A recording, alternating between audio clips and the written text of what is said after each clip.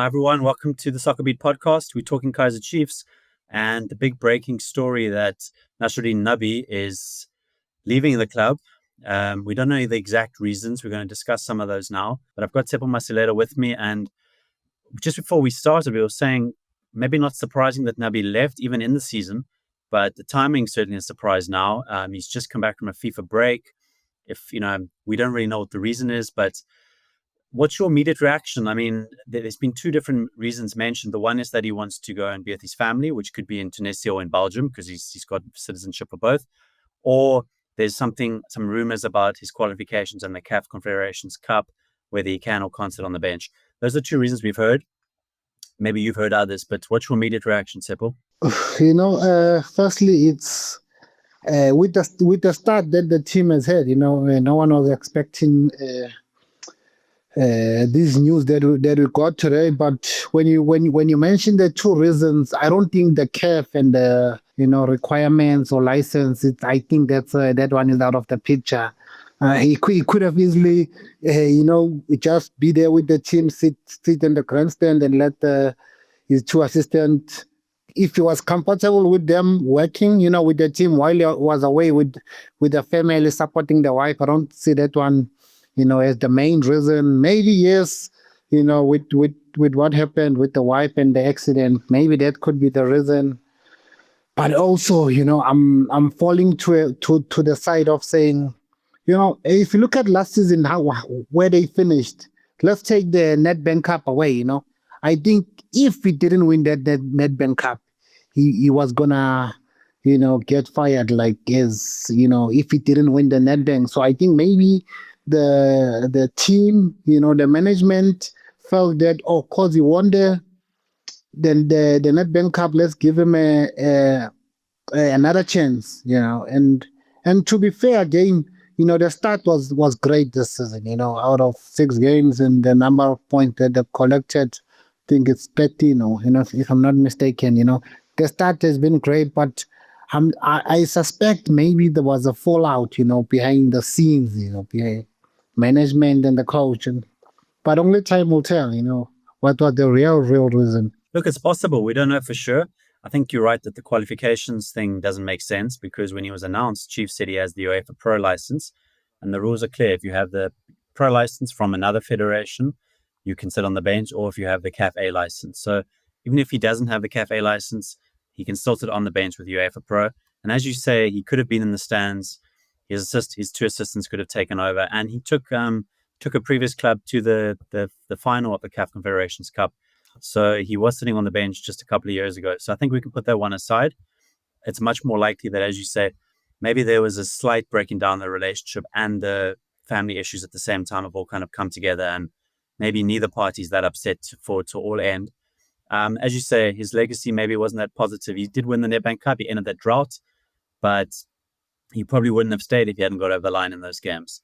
I think the big thing now is, firstly, how's it going to affect Chiefs in the short term? I mean, if he's left for family reasons, then it's possible that Ben Yusuf and Cedric Kaizer could stay on as caretakers. They were already doing that before. They even took the training before Sekakuna because, Nasreddine Nabi was off watching the CAF opponents, which actually in hindsight maybe was a bit of misguided because they'll drop points they obviously lost against Sekakuna.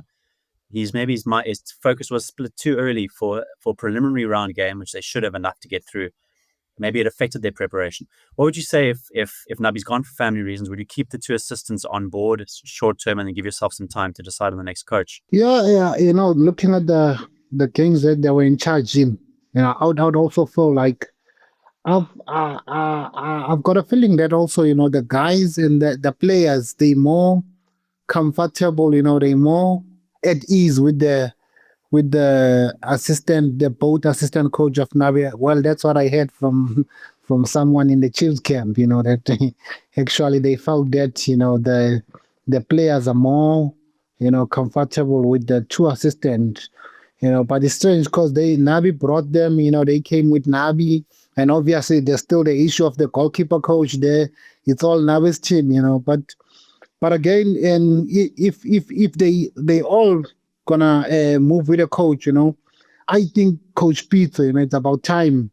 And listen, not to be fair, if they could give Nabi and if they could allow Nabi to bring his whole team, why not allow Coach Pitso, our local, and he's got a better resume, CV, than than Nabi, with no disrespect, it's there on the table. I would fall more for Coach Pitso. I know also Coach Riviero lost his job at Al Ahly, but I remember there's one interview where he said he would never coach another team in South Africa. But those those comments are there. When still things are still heated or emotions are still high. But I would fall more for Coach Pitso. Coach Rulani's got a job.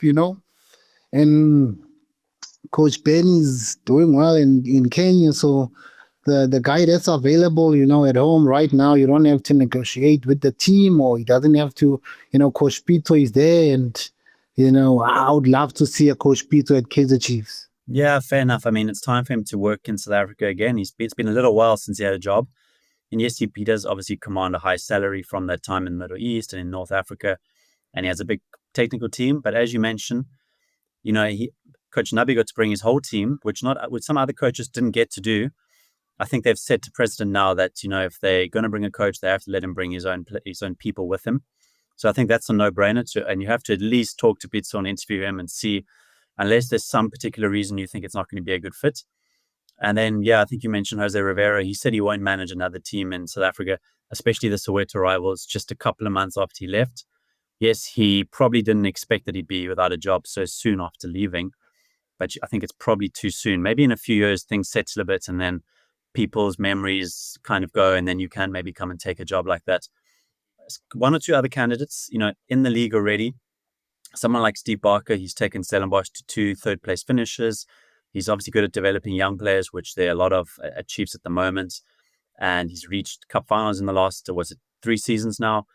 So it might be that he's ready for a step up to a big job. What would you say about someone like Steve Barker? Or do you think it's not a good fit? And do you think he would take the job because he's got such a solid job at Stellenbosch with, I think he's 7 years in charge now?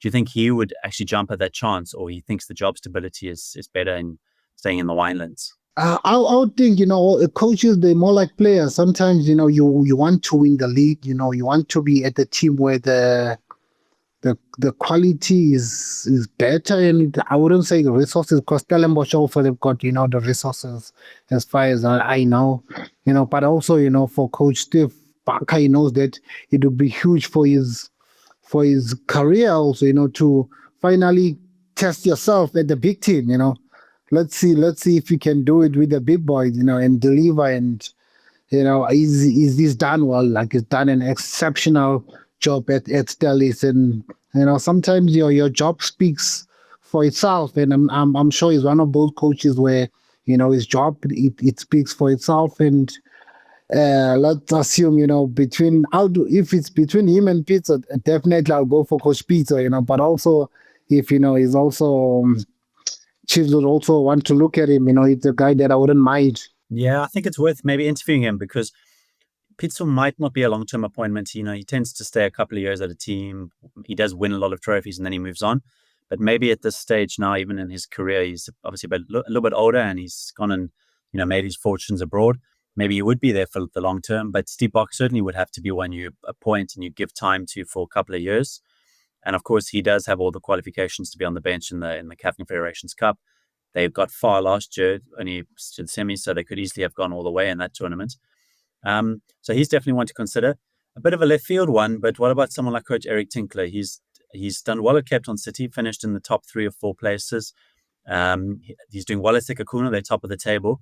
I think we see his tactical acumen as well last night, that he plays good football. His team aren't just defensive, counter-attacking. They've always played on the front foot, even at Cape Town City.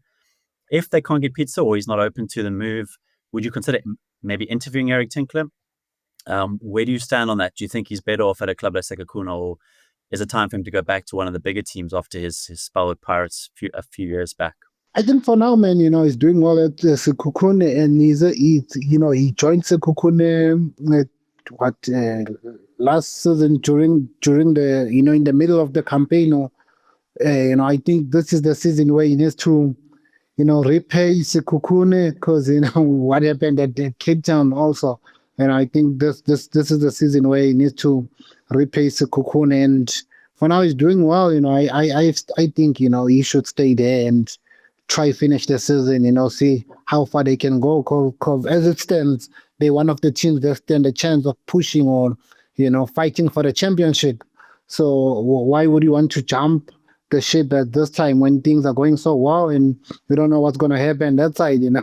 Things don't go well. First 5-10 games and you're back home sitting jobless. So I think for now, Coach Tingla is doing a good job at Sekhukhune, and I would love to see him, finishing the season. I want to see how far he can take this Sekhukhune team. Okay, fair enough. So you're very much on the Pitso Mosimane train. You really can't be blamed. I mean, he's got CAF Champions Leagues to his name, multiple league titles. He's got the stature and the reputation and the personality to deal with the pressure at a big club like Chiefs. He's definitely going to bring a lot more fighting talk off the pitch. Coach Nabi was still speaking mostly through a translator. A little bit strange because he's also given interviews in English. So I think sometimes you can maybe lose that connection with your players. Press conferences where the game starts. You can send a message to your players during those. So for the weekend, I assume he's going to be his assistant. And then there's a FIFA break coming up in October. Would that be I think I'd lean towards that. Maybe try and get through to October. Try and churn out a few results, get a good first leg result in Angola this week. And then maybe in that October FIFA break, get your new coach in so he's got 2 weeks to work with the players. I don't know if you think that's a good approach, or if you think maybe Chiefs need to get a guy ASAP because their title could fall away quite quickly if they drop more points without that situation sorted. As we said before, if the 2 assistant coaches are staying behind, they're not living with Coach Nabi, maybe yes, we can work with those coaches, because listen, man, the coaches were there pre-season. They understand the players. They understand our league also. And most of the signings, I would believe, it was the technical team with the management of the team. So, they know most of the guys, why they brought the guys at Chiefs, with the style of play. And also, with the guys being circled also with the 2 assistant coaches, I would say let's give them the couple of games and while we search for a new coach. I'm going to pick up on your point quickly just to end. Coach Nabi wanted a lot of his own players, and it looks like most of the signings are probably club signings. He didn't seem to know Velabai and Bartman. Mabue, probably not a signing by him. Probably not Marco and Monyane either because they're from Pirates. They were free agents. Some of the players he wanted, obviously the Fiston Mayelas and the attacking midfielder they wanted from Tanzania, from his scouting mission. Those didn't come in, but Mayo possibly was a Nabi signing based on quotes by the sporting director a year ago. So it just shows if you give the coach a lot of license to sign his own players, and then he's gone, the window's not even closed yet, there's still 5 days left, you can bring in players for one coach and then the coach leaves and you're stuck with his players. So maybe Chiefs done the right thing to maybe sign by committee, and now the next coach has players that he can at least work with, or there's not players that who want to leave with the coach. So maybe let's finish on that. Guys, we're going to be doing a match review of the CAF game on Saturday. We're going to see what the new coaching staff use, if they rotate the team. Tune in then to get a review, and let's see what stories come out in the next few days. As you heard from Tsepo Masilela, his man is Pitso Mosimane as the new coach, and he suspects there might be more of a personality clash behind the scenes than some of the reasons that have been kind of leaked to the press. Thanks for joining us. Let us know in the comments who you'd like to see appointed and why you think Nabi's actually departed. Cheers.